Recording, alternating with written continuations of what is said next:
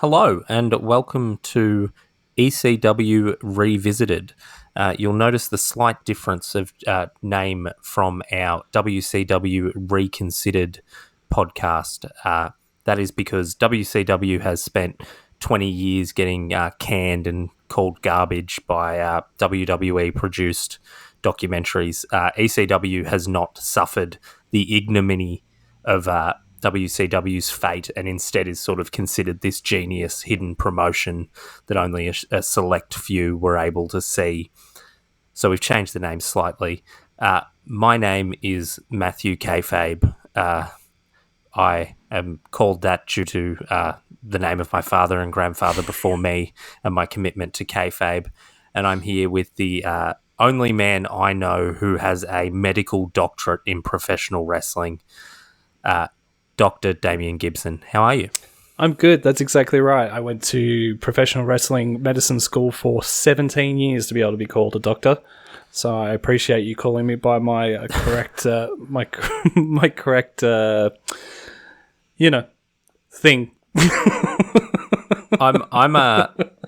I'm excited to do this because neither of us have watched ECW full. I think I might have watched a little bit more than you have. I've watched none. I've never seen any ECW. I've watched occasional, I've seen little bits and pieces of WWE ECW, which we won't talk about until maybe not at all. But I think maybe we'll do that. Let's see how this goes. We got 6 years until we need to think about where we're going. ECW has always been something that.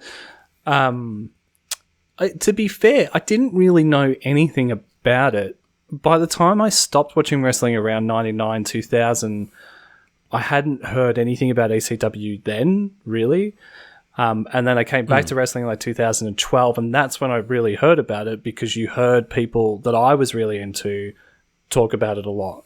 Like Ring of Honor guys like, CM Punk, Daniel Bryan, the same people I talk about in every friggin' podcast. But they would, they talk about it. And then WWE, because they own the rights to it and Paul Heyman worked for them and all that kind of thing, they were very open in just mentioning ECW.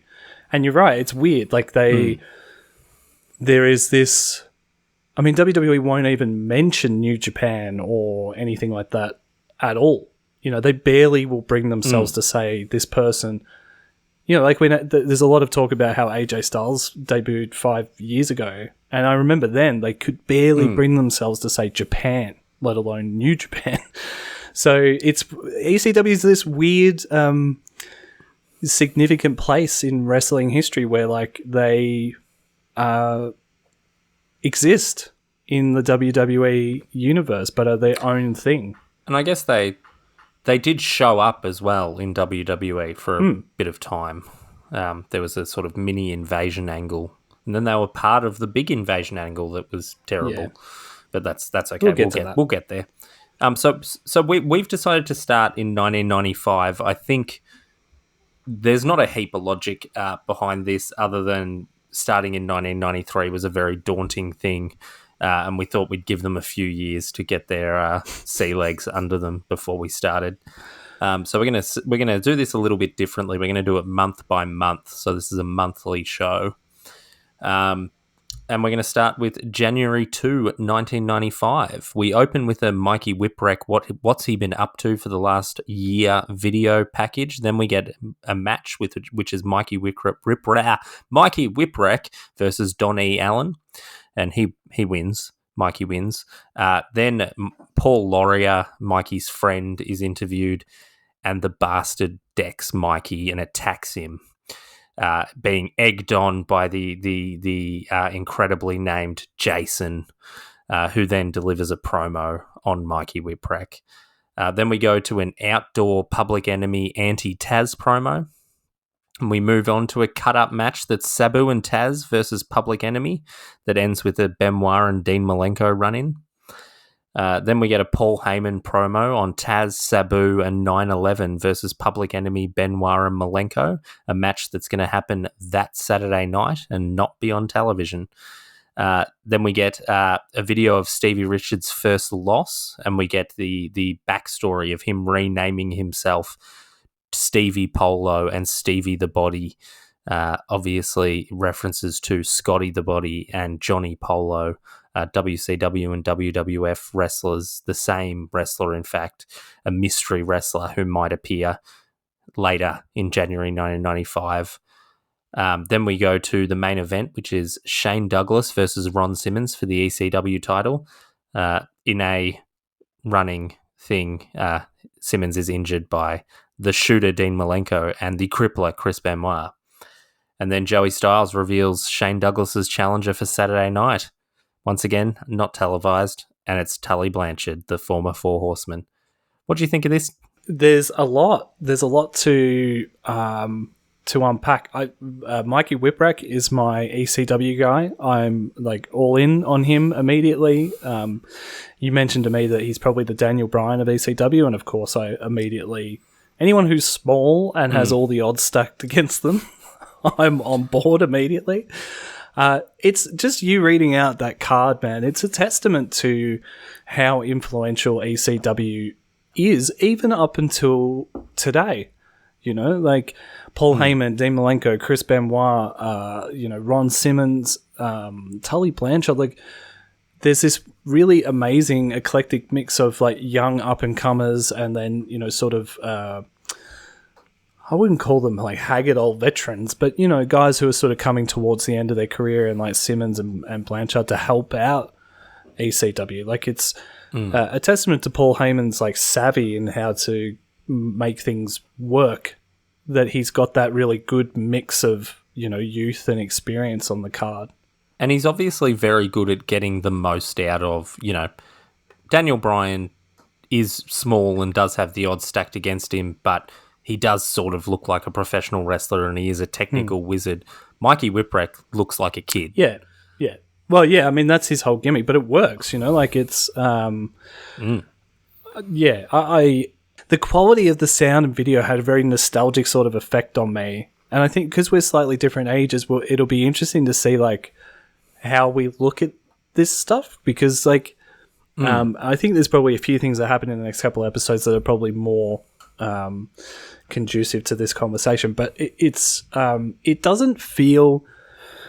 It feels like they're trying to tap into a certain demographic, which would have been like 15 to 30-year-olds around that time, and they're nailing it, like, and even now as a 40-year-old man watching this, I'm like, this is good. Like, it feels, I don't know, there's something real about it.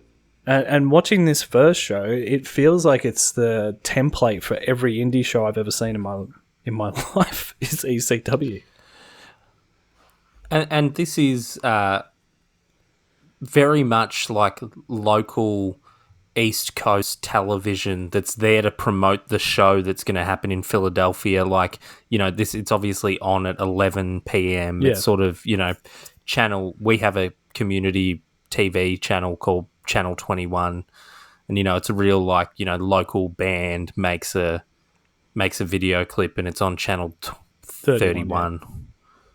31. Whoops. And I should also say the Public Enemy, it's worth noting, because we're watching on our WCW show, we're getting a lot of Public Enemy in, and they're sort of hand-waving fat guys, friendly fat guys. Here they are super irritating homeboys. As Tism said, all homeboys are dickheads. These guys are dickheads. Yeah, and it really does sort of bring back memories of that being a thing. Of like, sort of like white middle class kids so desperately wanting to have the same lived experience as like African American kids who are making the music that they loved, but it just came across as dickish because just like guys who obviously went to like a very well off school, just standing around on the corner of streets in my middle class suburb, just trying to be like look like they were from NWA. It was, I don't know, it was just really try hard, and I hated it. And so I think like the Public Enemy have like tapped into that as a heel team, and that it works really well. Like, and as you say, like the difference between them and ECW and WCW is light years. And they're a big deal. I think they're the only wrestlers that are on every episode of January ECW. What's going on with Taz? Why is Taz? dress like that. Taz, this is the early Taz gimmick when he was the Tasmaniac, not Taz the Street Fighter. Like he was he's I thought you would either really like this or really hate it. I don't like it at all. It's it has your favorite thing in wrestling, which is stupid, he's a jungle man sort of Tarzan thing, which is seems to be quite up your alley. Yeah. If someone has a gimmick that is absolutely not realistic and bizarre, you're like, this is what professional wrestling is, it's storytelling. But it is storytelling. I don't know, I haven't seen him cut a promo. He just looks weird. He looks like he's wearing a fucking Barney Rubble suit to the ring, and I don't like it. Don't worry, we're gonna get to some real Taz in the next few years. Right. So I'll move on to January 10, 1995. We open with a Tully Blanchard promo where he states that one of the Horsemen might be afraid of Shane Douglas, and that's the backstory there for listeners, is that Shane Douglas has basically spent the last 2 years cutting promos on Ric Flair, calling him out. Then we get a Stevie Richards promo where he says that Johnny Polo's coming to ECW. I told you he'd be coming. He had to cancel a double date with Eddie Vedder. And then we get the debut of the man who was Johnny Polo but is now Raven. Then we get Stevie Richards versus the Shah, Hack Myers. Then we get a package on Chris Benoit. We get ECW's New York premiere.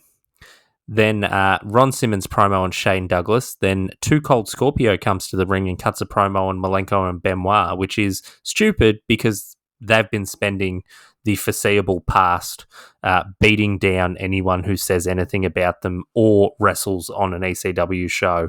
So Too Cold Scorpio is then beaten down by Malenko and Benoit.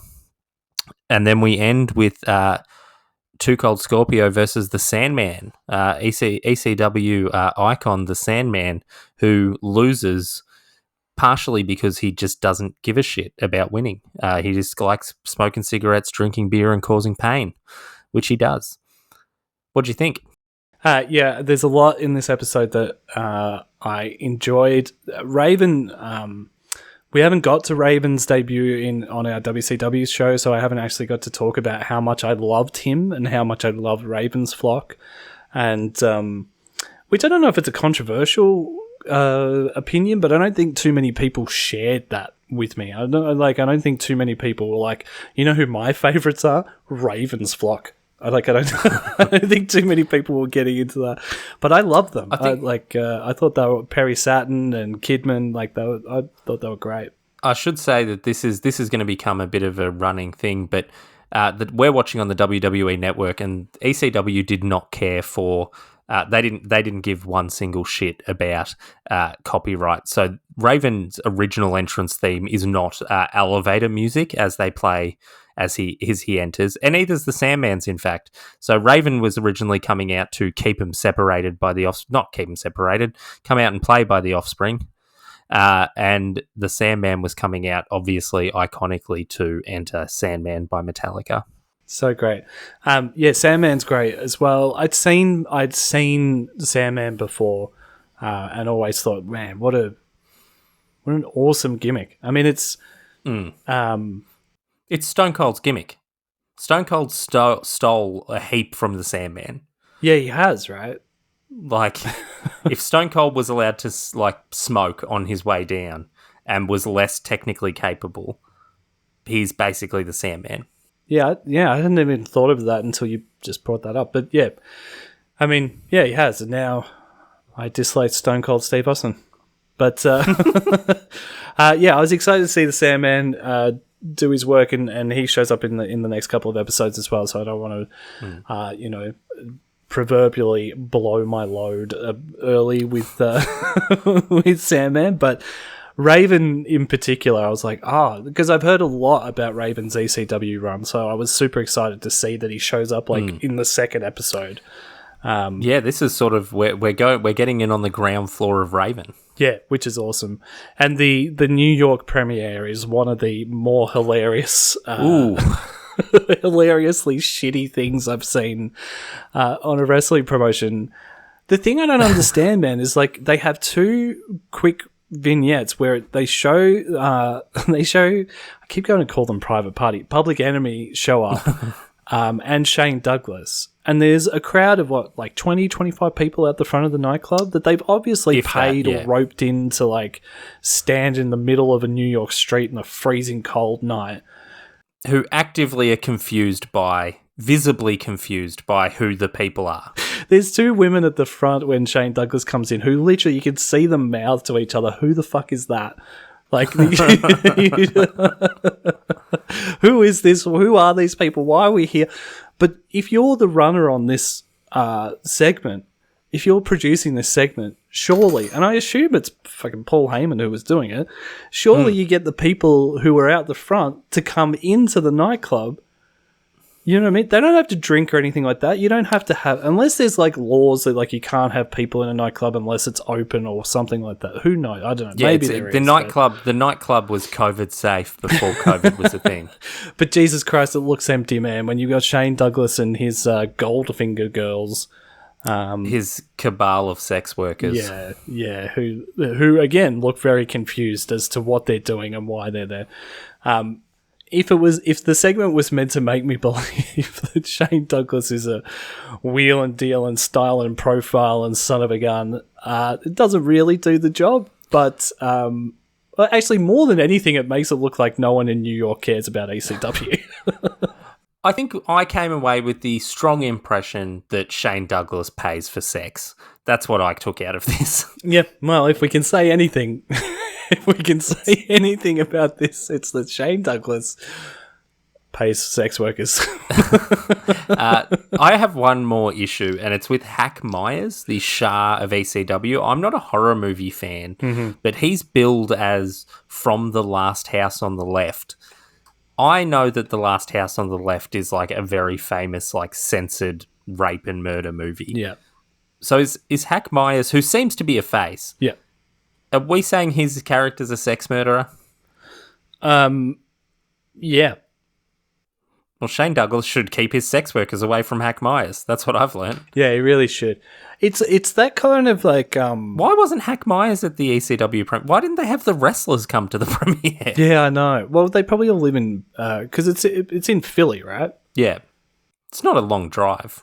It's not a long drive, but they've probably all got fucking day jobs and stuff. You know what I mean? It's like, Paul, I'm not driving all the way up to New York to do a night's shooting and then have to be at work the next day. And what I do like though is the cultural touchstones that, like, the stuff that they are referencing is either like fairly recent or cool.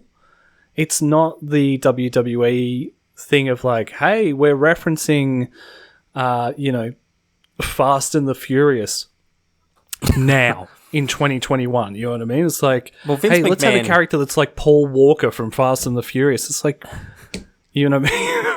Vince McMahon's about to find grunge. Yeah, well, they've got a character based on Dexter.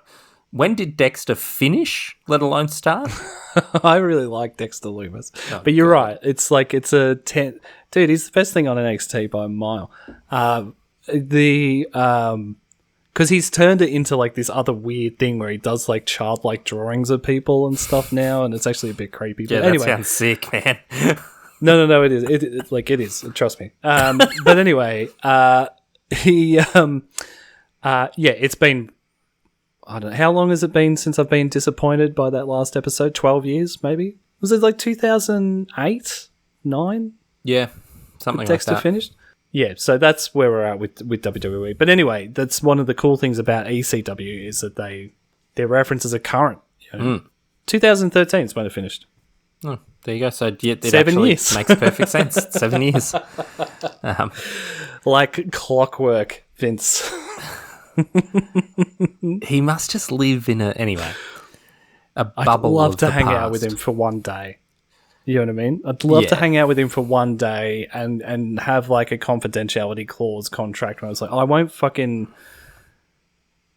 Oh, but I wouldn't be able to help myself. I'd break it immediately. But just, just to see what a day in the life of Vince is like. I like that you've not only fantasy put yourself into like, I get to spend a day with Vince, you've also like in this just want to be very clear, fantasy scenario, you've conceded that you have to have a confidentiality clause for it to happen, but also you've conceded that you just won't be able to keep the confidentiality clause and you'll end up in, federal prison in America. Not anymore. His best mate's not president. I'll be fine. But yeah, previously maybe. Anyway. Let's move on. Let's go to January 17th, 1995. We get a special look at Raven, which includes shots of Raven's feet, Raven walking towards a dead-end sign, and Raven walking towards a car. Once again, this was to come out and play, not to the weird music, which makes it a bit more like a music video. Then we get Raven delivers a message to Tommy Dreamer, starting one of the greatest feuds of all time. It includes the line, Kurt Cobain didn't make it and left an entire generation of tortured souls behind, which tickled me, and I assume you connected to.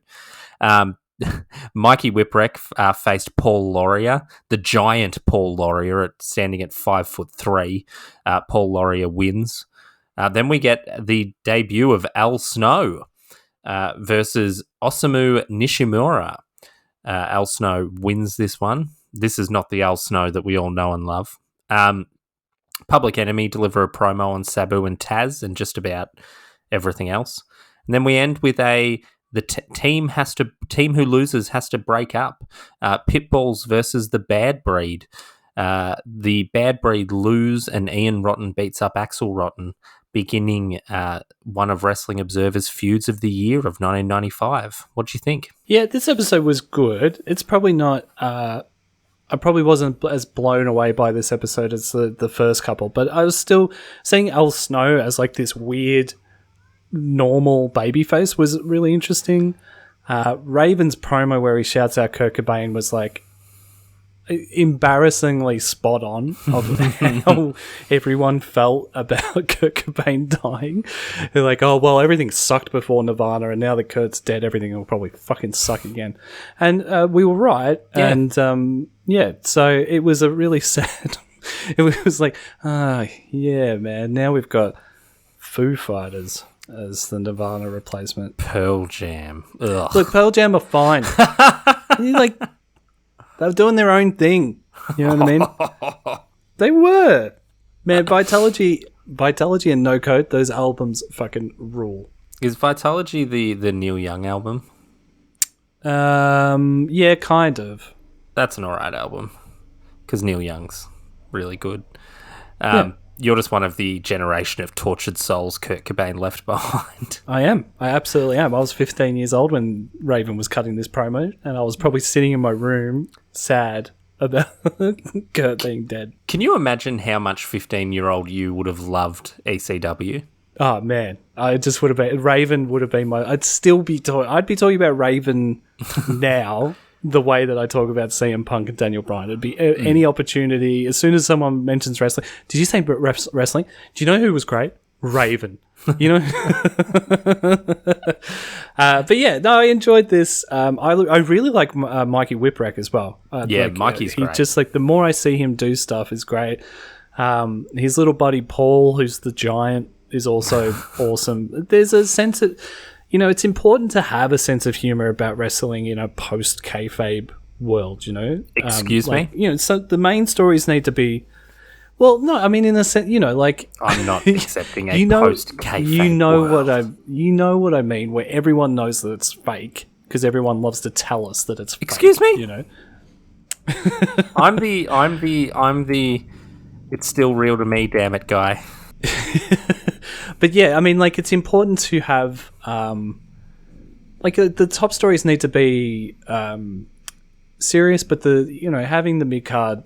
Anyway, there's a sense of humour about ECW that I really appreciate. So Mikey Whipwreck, I also have connected with Mikey Whipwreck.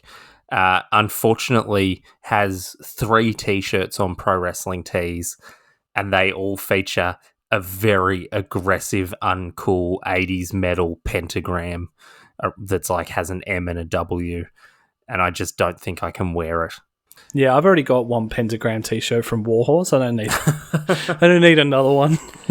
And I think it's worth noting as well, this Al Snow, who debuts with a giant mullet and blue underwear, is going to go to WWE again, the WWF, and be in the New Rockers with Marty Jannetty for a little while and totally blow out. This is not the start of Job Squad Al Snow. That's years away. Yeah. It's amazing. Like, I would not... If he hadn't have been introduced as Al Snow, I would have had no idea. Yeah, absolutely. And what do you think of the Pitbulls and the Bad Breed? Knowing that this is apparently an iconic feud, I'm excited about the Rottens facing each other. But this match I was not particularly into. No, I didn't get blown away by it. And I was interested to hear that, did you say PW Insider was their feud of the year? Yeah, I think it was one of their feuds of the year. Yeah, so interesting. Like, I respect them as a magazine. So, yeah, I feel like there's going to be, for as many people who made it out of ECW that I'm aware of, there'll be, 2 to 1 that I don't know and will become, like Mikey Whipwreck. I'd never heard of him before, and he's instantaneously become a guy where I'm like, why didn't he get to go somewhere else? But yeah, Mikey was definitely, like, Mikey on AEW could have been great. Yeah, he was born at the wrong time. Yeah. Like, if they've got Marco Stunt Wrestling, they could definitely have Mikey Whipwreck. Oh, yeah, for sure. Jungle Boy's not that huge. Orange Cassidy isn't that big. I mean, he doesn't look like he's any smaller than those kind of guys. That's true. Anyway. So on January 24, 1995, let's move there. We open with another Public Enemy promo. Once again, just exceptional, terrible heel work. Then we go to Too Cold Scorpio versus Chris Benoit. Paul E delivers a promo on Public Enemy. Raven delivers a promo on Tommy Dreamer, featuring some really bad poetry, and he's sitting on a swing at night. Shane Douglas versus Ron Simmons. And then Shane Douglas issues an open challenge. Tully Blanchard hits the ring. Dean Malenko and Chris Benoit attack him because Tully Blanchard's obviously not watching or paying attention to the show, and they hold his arms down as Shane Douglas puts him in a figure 4 to end out the show, which is a very great 4 horseman move. What did you think? I liked it. This was from Florida, right? Yes, this is Florida, yep. So the next 2 episodes are from Florida. So it's interesting to see the ECWs, like Paul's decided it's time to spread our wings and, try and get more eyes on the product. Because it looked like it was being done in a rodeo arena. Like, that's what it looked like to me. But anyway, there were people there. Everything in this episode was fine. I think the standout to me was Public Enemy's having now, I was up to episode 4 and I was like, oh, I get Public Enemy in ECW. Like, it's just to be... I mean, there's good heel work is this, right? But it's just like, it's just through utter annoyance that they get out. Like, at first you're like, shut up. And then after a little while you're like, okay, I kind of see what you guys are doing. And I assume, like, by March I'll be like, Public Enemy are the greatest tag team in the history of the world. Should have been. But yeah, I love them. Raven's poetry is so fucking, like, God, it just... It reminds me so much of the mid-90s. It's not funny. Everyone in their rooms, like, listening to Vitalogy and the Cranberries. And this is from the diaries of Dr. Gibson. It really could be, man. Like, listening to No Need to Argue by the Cranberries and just being sad for no reason. 15, have good parents, like a family that loves me, friends, we're going to a half-decent school. There was nothing in my life that was bad at all, but I would just sit in my room and listen to sad music being sad. Have you noticed that Ravens... I don't know if this is going to become part of the story, but these promos are not shot in, like, destitute, crap, grungy Seattle areas. They're, like, shot in, like, upper-class suburbia, or middle-class suburbia, at least. Yeah, but that's kind of what grunge was as well, though, right? Like, it was kind of like... it was a bunch of, like, bored middle-class kids... like, being absolutely despondent at the fact that essentially their lives had already been chosen for them. You know what I mean? It's like, well, Yeah. you'll go to school, you'll go to uni, and you'll get an okay job, and then you'll meet someone, then you'll have kids, and you'll live in the suburbs. And it was just that that desperation of being like, oh, I don't want to do that. I don't want to do what my parents did. It's fucking boring out here. And then that leads to Raven walking around in Doc Martens, kicking fucking drain grates, going, "My life sucks." Do you think? Quote the Raven. Do you think that? Do you think it's a bit weird that he's coming out to the Offspring, given his character? It is. Yeah, they're way too fun for Raven. Like, it'd be like if he came out to like "Damn It" by Blink-182. Like, it's just not like it's too much of a party tune. I'm gonna pitch you a song. Okay. Frances Farmer Will Have Her Revenge on Seattle is what Raven should have come out to. Oh man, I'm going to listen to In Utero as soon as we stop recording this podcast. Yeah, that's perfect. Anything like that, early Soundgarden, like Rusty Cage or something like that, would be good as well. Like, it's like he's obviously grunge. Like his gimmick is grunge, right? Yeah. So, Offspring are like, that's weird. That's like a kid who doesn't quite understand. You know what I mean? It's like if he came out to Funky Monks by the Chili Peppers or something. It's like, well, they're alternative. Like, yeah, they are, but like they're not. Surely there's going to be an ECW wrestler that like tries to take off the Chili Peppers. Anthony Kiedis, yeah, like for sure. Like, come on. If there's not, Vince McMahon's about to discover who the Chili Peppers are. So there'll be someone on Raw with just a sock on their penis. I actually watched. Is it called Funky Monks? I think it is, the documentary about the making of Blood Sugar Sex Magic the other night, and it's really interesting. But Jesus Christ, man, it's like they're babies, but there are some embarrassing moments. I'm very loyal to bands. Once I sort of fall in love with them, I'll sort of always like them and take an interest in them. And I was like, oh, Funky Monks is on. Like, I'll just check that out. And, oh, God, just some of the... Yeah. Flea and Chad Smith get a pass, but John and Anthony talk some utter fucking bollocks in that documentary. Well, they also have recorded and released publicly some utter fucking bollocks, so... as albums, by the way, onwards. I don't know what you're talking about. All right. Let's.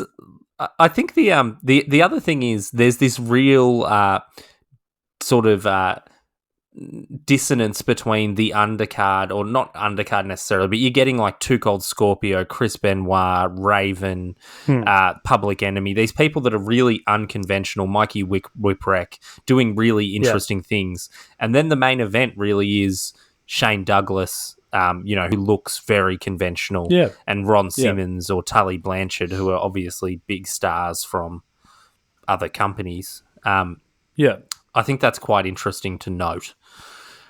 And I just wanted to... No, it's well done. I wanted to ask you before we move on to the next one, what do you think of Paul Heyman and his promos? I had that written down in episode 1, but we sort of moved past it quite quickly. I don't... he's so good at it. I mean, you already know that, like, if you watched any WWE... I mean, again, my kind of introduction to Paul Heyman was through CM Punk, which people would be like, oh, God, you're not a real wrestling fan. But it was.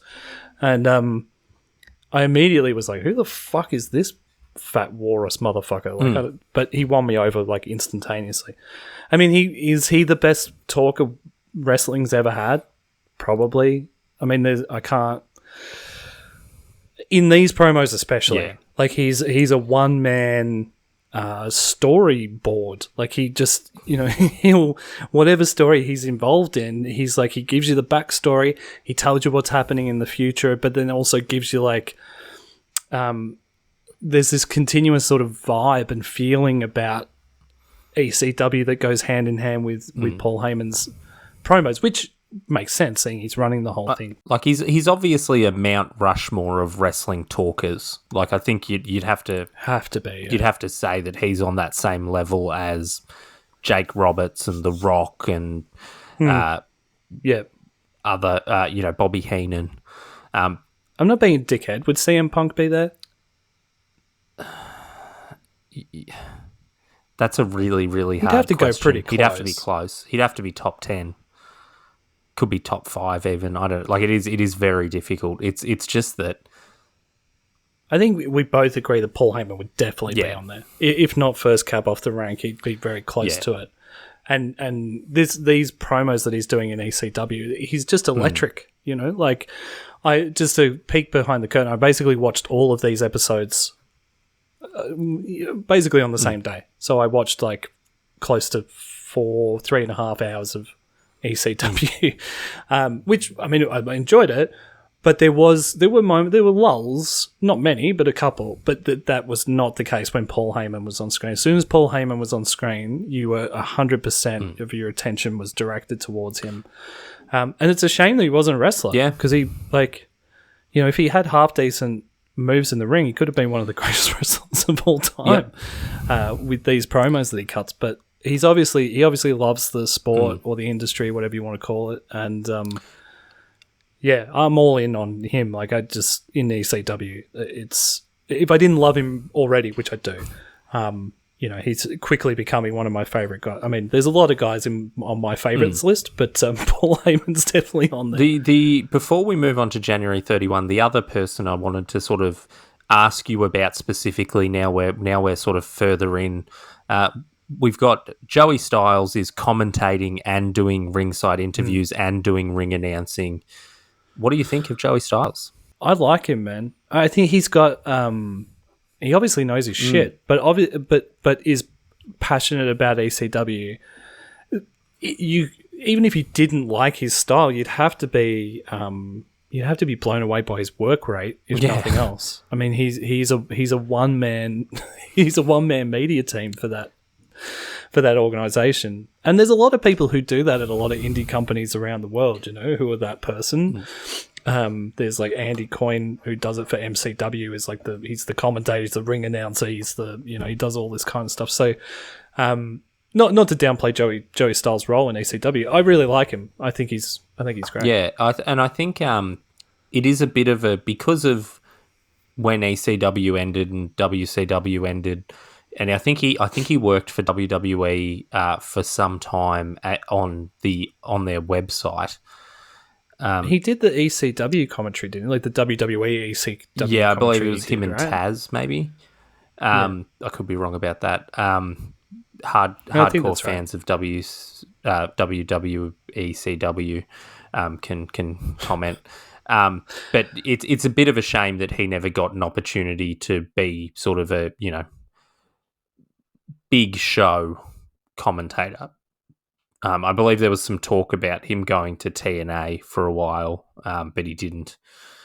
But he's just, I really like him. I really like his energy and like his just obvious passion for the product. I think it just adds to it.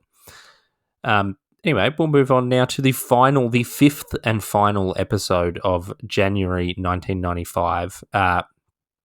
We open with a recap of Tully and Shane, with sort of a promo that's clearly shot at night by the pool of a very cheap motel. It really adds to Shane Douglas's I'm the sort of 2-cent Ric Flair. Then they say, we were in Florida and fans destroyed the ECW ring. The fans just threw their chairs in the ring. That wasn't destroyed, but this is a Joey Styles embellishment to make it sound cooler. Shane Douglas shoots on Tully Blanchard. Sabu and Taz versus the Public Enemy. Paul E delivers another promo on the Public Enemy, and by goodness, Paul E hates the Public Enemy. Raven delivers one of, if not the greatest promo I've ever seen, where he sits on a small chair in what is clearly a primary school, and then as the promo finishes, it turns out he's written "I hate Dreamer" dozens of times on the blackboard. Then we get Sandman versus Cactus Jack, man, which is great, obviously. Then Sandman cuts a promo on Cactus. with a woman next to him. A woman really cuts a promo on Cactus. Then Cactus cuts a promo on Sandman, challenging him to a Texas death match. Mick Foley holding up his bloody and broken hand in front of his face to illustrate that, that he's become soft, and, he used to be hardcore, and now he's going to go back, and now it's going to be, he doesn't want to count to 1, 2, 3. He doesn't want the win. He just wants to hurt Sandman. And man, it's good to see Mick Foley talk. What did you think? I actually really liked Shane Douglas's promo at the beginning of the episode. It kind of pales in comparison to other promos that happen later on, but he's doing a good job of being like, a shit-eating heel champion, and kind of interesting that he didn't get an opportunity, as far as I know, at either WCW or WWF. He did appear at WCW and WWF. He was, I think, before this in WWF, Dean Douglas, the school principal, which, just a great little gimmick there. And then he was in WCW as part of right at the end, sort of as part of that really shitty New Blood storyline. And I believe Ric Flair was not keen on him because he'd cut promos on Ric Flair, and Ric Flair at that point thought wrestling was real or something, like he was just behaving like Bret Hart. But yeah, I agree. You can tell that Shane Douglas could have absolutely been, particularly when you look at what the other companies are doing in 1995, they definitely had space for Shane Douglas. He could be the booty man. Raven's promo, as you said, was phenomenal. Shot in the same classroom as the Jeremy film clip, I'm pretty sure. And there were a lot of things that happened on this episode where I was like, okay, cool, this is ECW full blown. I mean, Paul Heyman's promo about I don't know whether it was I don't know whether it was a promo on Public Enemy or him launching a presidential campaign. Yeah, a lot of sort of white upper middle class talk here from from Paul Heyman. About not being able to walk down the street without a hoodie stealing your mobile phone or whatever. It's like, all right, okay, we're getting into some dangerous waters here, Paul. But anyway, loved it. It's it's Paul Heyman promo, so it's great. But dude, I mean, Sandman versus Mick Foley is one of the better hardcore matches I've ever seen. And I know anyone who's in the ECW would be like, well, you haven't been watching hardcore matches because you've been watching WWF and WCW. So yes, I concede that. But this was amazing. And then capped off by, and you compare the promos that Sandman and Woman and Mick Foley do at the end of this match to make you believe that these two hate each other, compared to what we're watching on WCW Nitro at the moment, a year later, if that makes sense. It is just poles apart. Like, there's a realism here. This is what I've been talking about, where it's like, well, yes, wrestling isn't real in inverted commas, but you can make it feel real. You can make it that, like, it feels real that two people hate each other. And Mick Foley, Sandman and Woman's promo was so good, and then when it cut to Mick Foley, it was like, well, you're not going to be able to top that. And he 100% does. And just like little story flourishes of like, I used to not care about winning, in the sense of like I used to be a proper hardcore wrestler, but then, I got a bit of fame and stuff and I actually started caring about winning. But this time with you, Sandman, I don't care about winning. And if I lose to you, I'll leave. That's always great as well. Leaving wrestling match. I love those kind of matches. He's just got such pathos, and like he's just such an incredible. Like, I mean, we just earlier talking about the greatest talkers of all time. Mick Foley was obviously an omission. Mick Foley would be that. Yeah. But that man could sell snake oil very comfortably. 100%. But I think it comes from. With those kind of guys, the guys who are good talkers, it does come from a place of passion, Like, you never really see the guys who come from other sports and stuff like that. I mean, I know people could go The Rock, but really. The Rock's from a wrestling family. Like, the people who it's in their blood, they're the ones who end up being... The guys who care the most are usually the best promos. Yeah, absolutely. Bill Goldberg, not a great promo. Yeah, exactly. That's exactly who I was going to say. Bill Goldberg, not a great promo. I'm trying to think of other people who you could probably put in this. Stone Cold Steve Austin cared. You could tell he cared. Yeah.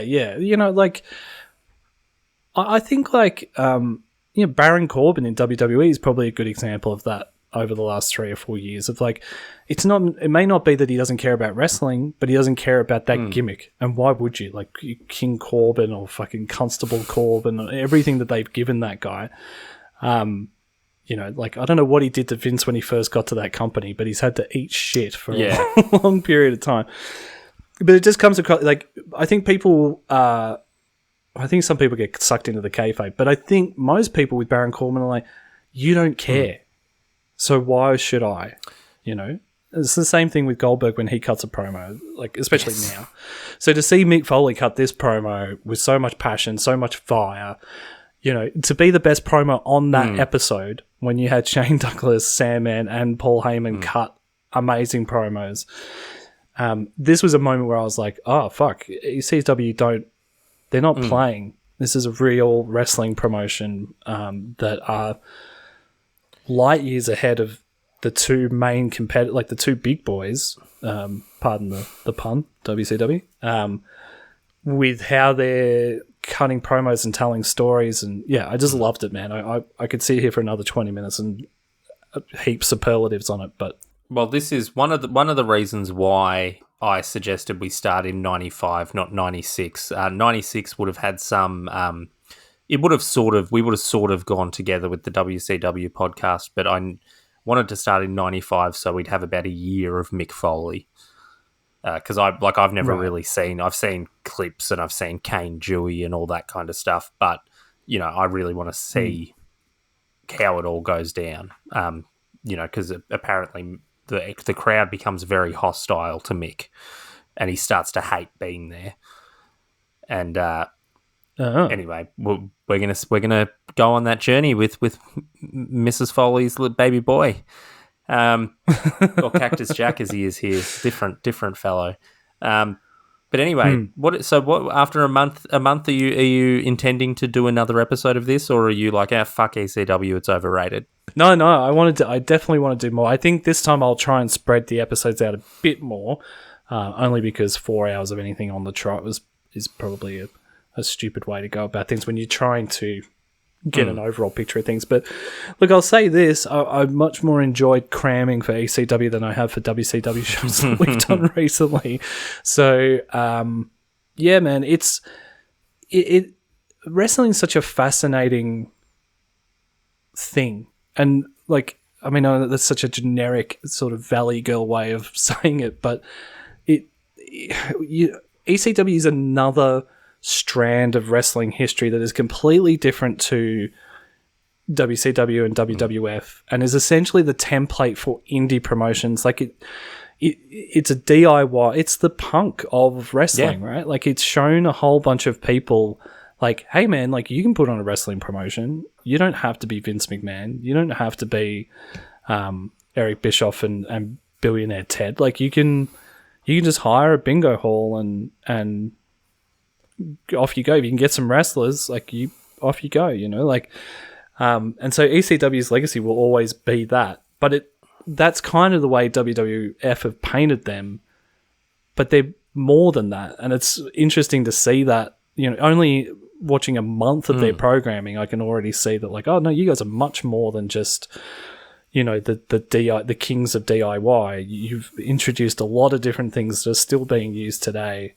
And probably not getting the recognition for it that you deserve. So, I'm very keen on doing a lot more ECW. Excellent. Well, on that note, I'm going to do the Damian, my version of his subscribe, like. We would appreciate any reviews over 4 stars. Leave us a comment, catch us on the socials. We're at WrestleWolf. on them or WrestleWolf podcast. You'll find them if you follow this feed. You'll be right. And I'm just excited to get to say the end, the sign off. Yeah, quoth the podcast. Pepe is dead. See ya.